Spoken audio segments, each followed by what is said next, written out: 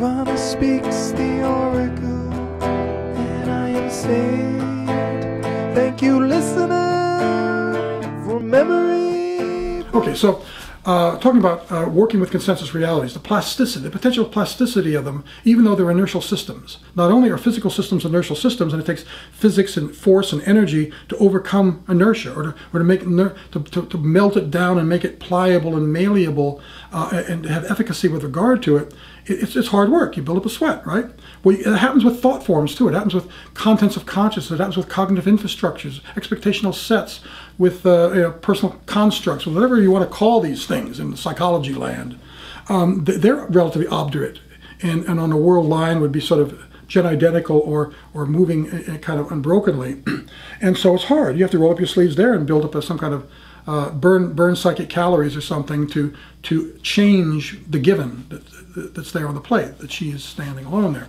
So given all that, it's work, but it could be the work of God's work. It can be work on behalf of fellow beings. It could be actualizing their potential. It could be like the prince, the fairy tale of being kissed awake from the sleep, from the trance of the old toxins in the bloodstream, the old curse that was on you.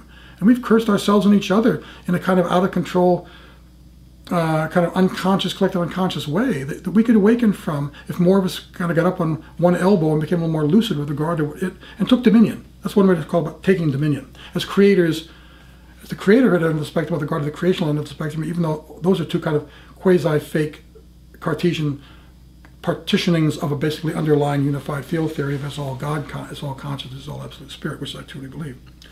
Anyway, so I can't really talk anymore about the consensus reality. So we got a presenting part of it on a plate right now, and some of us would like to do some miracles if we could, to be able to channel or stand forth and take dominion and have work through us extraordinary capacities and feats and abilities, or demonstrations, or just articulation to make a damn good case or story for it. Get the music out, get the audiovisual aids, get the art forms out, and really have a hoedown and really entice people and entrance them anew, entrance them out of the old entranced state that isn't doing anybody any good, into a more transcendental, firming up at a new and better past state that is going to take destabilization and then stabilization up at a new, firmed up level. And it's going to take, kissings awake and asleep and entrancing and detrancing. I would suppose something like that. Something else I was going to come back to, and I think I just, I feel the push of only a minute or two left, and I think I can retrieve it. It doesn't matter, we'll come back to it another time. Don't have to be stingy, don't have to hold on to things, because it's the plenitude, it's the universal plenitude that we can drink from the waters of, we can let breathe through us, and let the winds blow through our sails or through our windsocks. Give us our next thought, our next word. If any of you know The Impersonal Life by Joseph Benner, he gave himself over to God. It's a magnificent channeled book where he just said, an automatic writer, I'm going to sit down and God, here's my prayer. I want you to use me. I'll get out of the way. I'll make myself, I'll stand aside, and I want you to write and talk through me. And I want it to be you. I don't want me in the way there. That's my job, to be of service here at the end of my life. You do it. The little divorce paperbacks, I think it's more than one maybe, The Impersonal Life, Joseph E. Benner. I love it.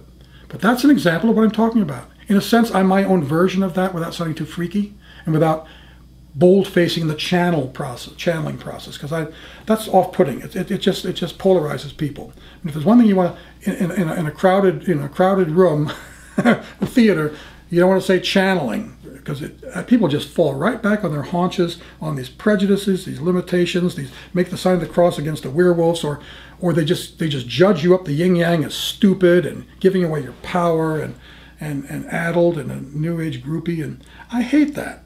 It's not a thinking person's reaction. So one of the reasons that Jeremy Tarsha, the publisher of the original channeling book, he wanted us together to make a book that would reach the thinking person and the agnostic and the person on the fence. He used that term. So I want to reach the person on the fence in these areas. Not just channeling. It's kind of a Rosetta Stone for many other kind of anomalous things and potential things, and looking at it interdisciplinarily. I could have looked at so many other things besides channeling, like the whole UFO area too. Anyway, he said, I don't want to just preach to the choir. This is not a New Agey book about preaching to the choir. I want to reach the people who who don't need preaching to, but need getting the Trojan horse inside the gates, getting enough purchase on them, planting enough time-release capsule seeds, getting it under the skin a little bit, talking in their language, in their terms, breaking bread with them in ways that they feel more comfortable with, less threatened by, less that they can write off and pigeonhole so easily. I want this book to be that if we're ever going to have any change agentry at all. So maybe full circle, I'm coming back to working within a consensus reality to transmute it from within. And part of that is channeling, in the sense that it pokes intentionally or unintentionally, pokes air holes or whatever, into the normally more hermetically sealed containment vehicle, and lets a little aeration, a little spring cleaning, lets things fly in and out. And for people that are trying to reach a discrete altered state of consciousness for hypnotic reasons or otherwise, often in therapy, you have to destabilize the system. You have to entrance it into another, get it into another state, so that you can then state specifically, talk to it, hear things from it, and get things into it. And masters like Milton Erickson had alternative, rather sneaky ways of inducing a trance that really weren't the normal watch fob, medical hypnosis, slowing down, you're sleepy. He had other ways, by just discombobulating the logic structures, by making it literally untrackable or followable, or by mirroring you so closely you don't know who's who. Or he had ways of doing it that were ingenious, but they were all for the purposes of stopping your world and getting off it, getting you outside of the box, getting you past the defense mechanisms and the egoic stuff, so that he could get things into you that couldn't get past the guardians of the gate otherwise, and that he could get from you, as a clinician, things that would be otherwise unshareable. And I don't just mean the Freudian defense mechanisms, other things as well.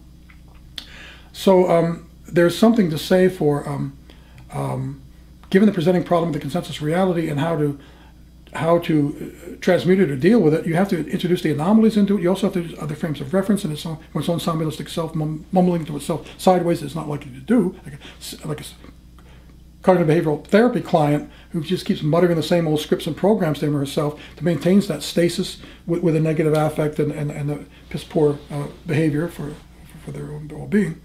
It's like you've got to get into those cognitive structures somehow. You've got to interrogate them, challenge them, like Albert Ellis did, and say, why do you believe that shit? It's not even rational, not even the way the world is. I bet you that's not even true of your own life. How the hell did that thing get in there? That was his job, to kind of challenge it. He did it, man. The flood will come, but you must not forget.